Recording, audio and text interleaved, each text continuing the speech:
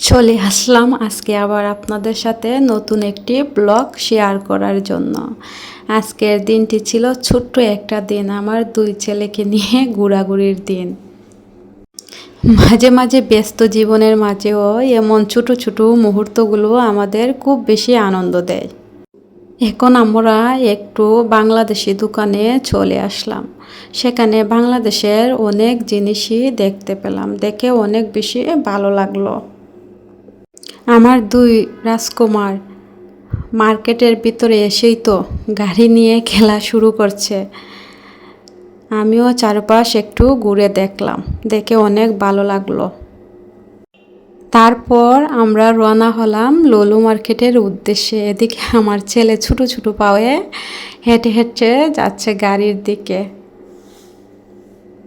যেতে যেতে বাহিরের দৃশ্যগুলো উপভোগ করলাম। লুলু মার্কেটে গিয়েই আমার দুই ছেলের আবদার, মাম্মা আমাকে ডোনাট কিনে দাও। তাদের আবদারে তাদের দুজনকে প্রথমেই ডোনাট কিনে দিলাম। তারা খুব আনন্দের সহিত ডোনাটগুলো খাচ্ছে।